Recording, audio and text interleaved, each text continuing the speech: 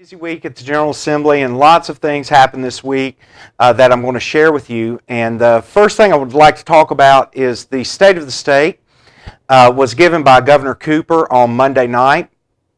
It wasn't too long of a speech. It was very interesting, some of the items that he talked about and some of the accomplishments of the state legislature through the past 10 years on our efforts with our tax reform and creating a positive business climate has made us ranked on several scales as number one for business in the entire country. He did praise us at the General Assembly with that and the work that went into that. Something that did concern me, though, he was talking about economic growth, but he just talked about very narrow sectors. One of the biggest sectors that we have in the state of North Carolina, the number one industry, is ag. And there was no mention of anything agriculture in the speech.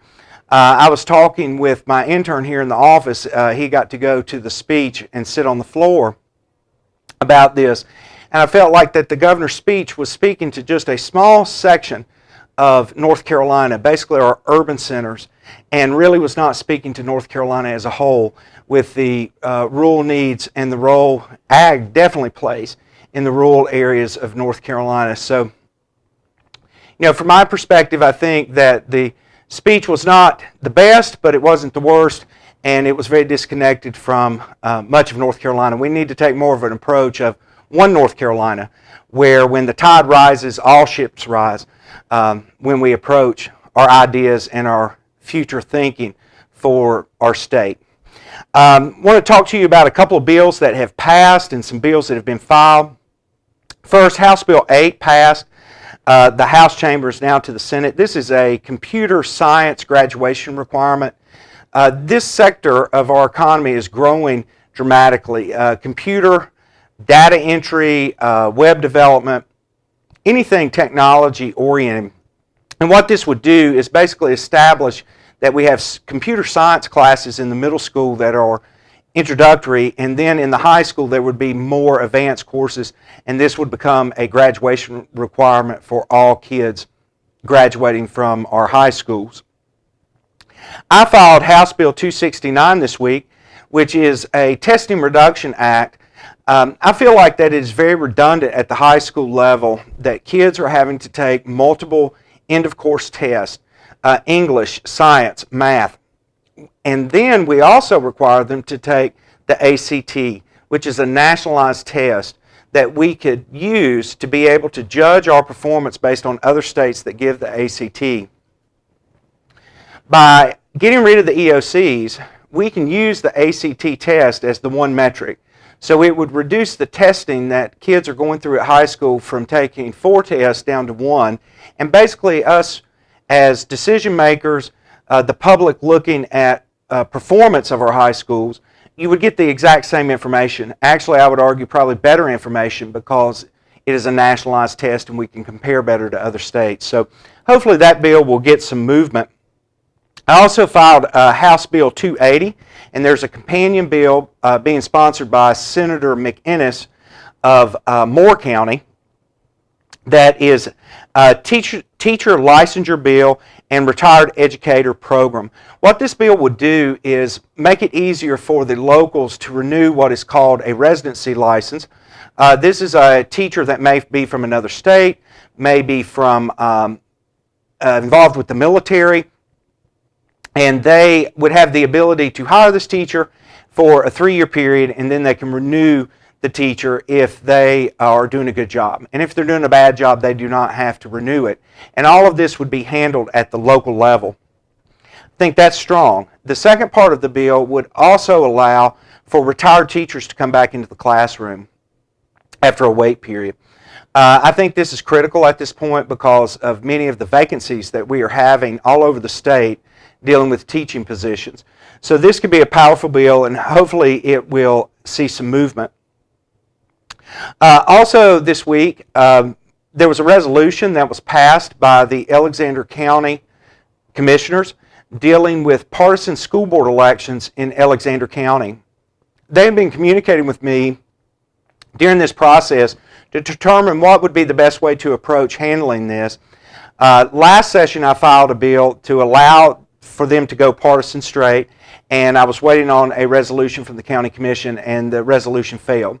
Well, this resolution this week passed unanimously, and what this would do, the bill that they asked me to file via resolution, would put on referendum that the voters of Alexander County would be making this decision if they want their school board to be partisan or nonpartisan.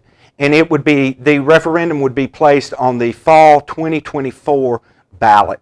So I thought that was a good approach, and also obviously the County Commission of Alexander thought that was a good approach too. The bill is House Bill 308, and it has a companion, which is meaning it's the exact same thing that has been filed in the Senate by Senator Settle, SB 233. So we will see which bill moves first across the way to try to get this accomplished for Alexander County. A little update on the budget. The Speaker announced this week that there was an agreement made with Senator Berger of the Senate, the leader of the Senate, on a spending cap percentage on our state budget, which came out to 6.5%. This is actually well below what we call the Tabor number. And what the Tabor number is a cost control on the growth of government. You take population growth plus inflation, bring it together, and that creates what's called the Tabor number. This is actually below the Tabor number. So by having that spending cap, you are ensuring that the budgetary process does not outgrow the growth of the state. So you're not getting excessive spending over time. These cost controls have been put in place for the entire decade that we have been in control with our spending. And it does help keep spending from getting out of control, because the prior party in control built budgets that would grow 15% a year, 10% a year, and that makes it about unsustainable. This is very sustainable, and I'm glad that the Speaker came with that agreement. And now we are working on the nuts and bolts of the budget.